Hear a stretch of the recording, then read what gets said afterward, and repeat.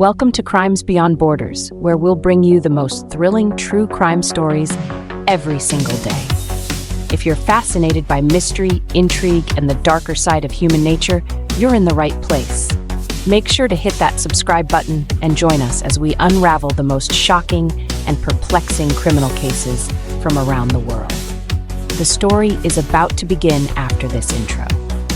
From city streets to far-off lands, mystery slipping through our hands. Crimes beyond borders they speak, voices strong but words are meek. Every story leaves a mark, whispers softly in the dark.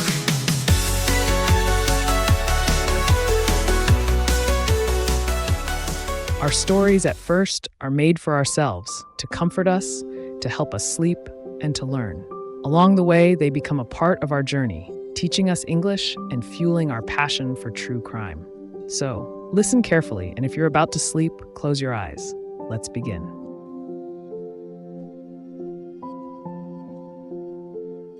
The Krugersdorp killings, a web of murder, deception, and cult-like manipulation. In the small, relatively quiet town of Krugersdorp, South Africa, a string of gruesome murders between 2012 and 2016 would forever tarnish the town's reputation. These killings, orchestrated by a cult-like group known as Electus per Deus, chosen by God, shocked not only South Africa but the entire world. What appeared at first to be a random set of killings soon revealed a dark, twisted plot of religious fanaticism, mind control, and cold-blooded murder. At the center of this story is a woman named Cecilia Steyn, a charismatic and manipulative figure who claimed to have extraordinary spiritual powers. Over the years, she convinced a group of followers to do her bidding, even to the point of killing.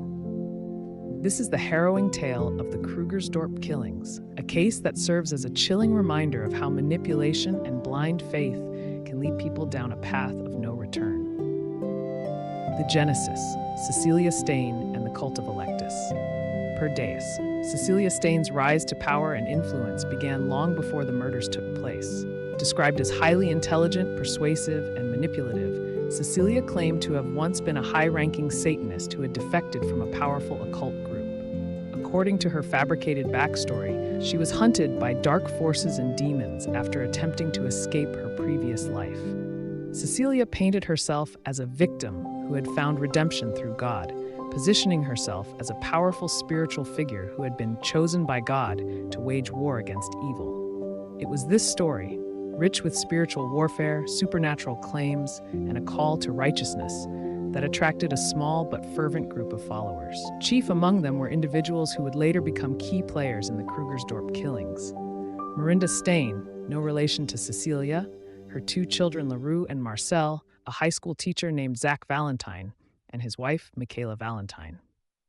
Over time, Cecilia convinced these followers that they, too, were part of a divine mission, and that any means necessary, including murder, was justified to fulfill God's will.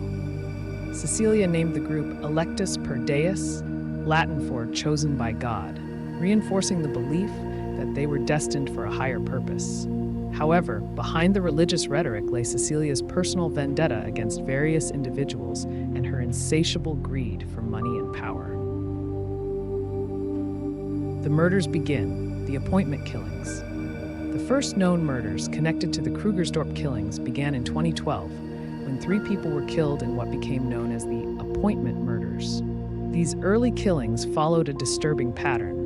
Each victim had arranged a meeting or appointment with someone from the group shortly before their deaths. The victims included a school principal, a businesswoman, and a financial advisor.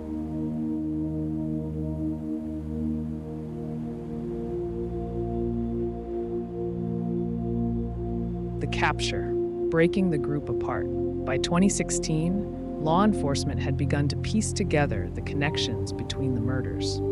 The breakthrough came when LaRue Steyn, the son of Marinda Steyn, was arrested in connection with one of the murders. LaRue, who had been deeply involved in the group's activities, soon began to cooperate with authorities. He revealed the full extent of the group's activities, including the manipulation and control that Cecilia Steyn had exerted over her followers. LaRue's confession painted a horrifying picture of of how Cecilia had used fear, religious fanaticism, and a twisted sense of loyalty to control the group. He described how his mother, Mirinda, had become one of Cecilia's most devoted followers, willing to do anything, including murder, to please her leader.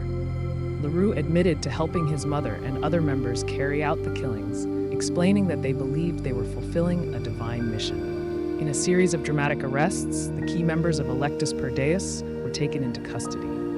Cecilia Stain, who had masterminded the entire killing spree, was arrested along with Mirinda Stain, Zach Valentine, and several other members of the group. The trial? A chilling account of fanaticism and murder. The trial of the Electus Per Deus members began in 2018 and quickly became one of the most sensationalized legal proceedings in South Africa's history. The courtroom was packed with journalists, spectators, and the grieving families of the victims. The prosecution laid out a chilling account of how Cecilia had manipulated her followers, exploiting their vulnerabilities and convincing them that they were part of a divine mission. One of the most shocking aspects of the trial was the testimony of LaRue Stain, who turned state witness against his own mother and former friends. He detailed the gruesome murders, the meticulous planning that went into each killing, and how they justified their actions under the guise of religious duty. LaRue explained how Cecilia had slowly isolated the group from outside influences, fostering a cult-like atmosphere where questioning her authority was not allowed. Throughout the trial, Cecilia Stain remained emotionless, showing little remorse for her role in the murders. She continued to insist that she was innocent, even as the overwhelming evidence against her mounted. Mirinda Stain, who had carried out many of the murders herself, was equally unrepentant, telling the court that she had no regrets about following Cecilia's orders. Zach Valentine, once a successful businessman, described how he had fallen under Cecilia's spell. He testified that he believed Cecilia was a prophetess, sent by God to guide them through a spiritual battle against evil forces. Even as the bodies piled up, he had remained loyal to her, convinced that they were doing God's work. Sentencing and aftermath. In 2019, the members of Electus Per Deus were sentenced to multiple life terms for their roles in the Krugersdorp killings. Cecilia Stain received the harshest sentence, with the judge condemning her as the mastermind behind the murders. Mirinda Stain, who had been a key player in the group, was also given multiple life sentences. LaRue, in exchange for his cooperation with authorities, received a more lenient sentence, but was still condemned to decades in prison. Zach Valentine, the once devoted follower, was sentenced to life behind bars. The Krugersdorp killings left a lasting scar on the community, and the case has continued to resonate in South Africa as a disturbing example of how manipulation and fanaticism can lead ordinary people to commit unspeakable acts. The families of the victims have struggled to find closure, haunted by the senselessness of the murders and the fact that their loved ones were killed in the name of a false prophet's twisted vision. Legacy: the dark power of manipulation. The Krugersdorp killings stand as a stark reminder of the power of manipulation, particularly when disguised as religious or spiritual authority. Cecilia Stain's ability to control her followers, convincing them to kill in the name of God, reveals the dangerous consequences of unchecked fanaticism and the vulnerability of individuals seeking meaning in their lives. For the families of the victims, the tragedy of the Krugersdorp killings is compounded by the knowledge that their loved ones were killed not by strangers, but by individuals who believed they were carrying out a divine mission. It is a story of betrayal where faith was twisted into something dark and deadly. The case has also brought attention to the broader issue of cults and charismatic leaders who exploit their followers for personal gain.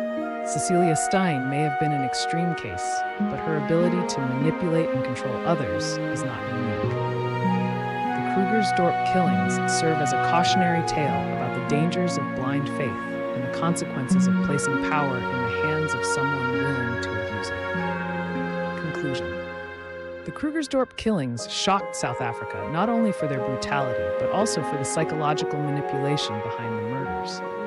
Cecilia Stein's control over her followers and the resulting wave of violence exposed the vulnerability of individuals in the grip of a charismatic, authoritarian leader. Today, the case remains one of the most disturbing examples of cult-like behavior in the country's history, and a reminder of how easily people can be led down a path of destruction when caught in a web of deception and fanaticism.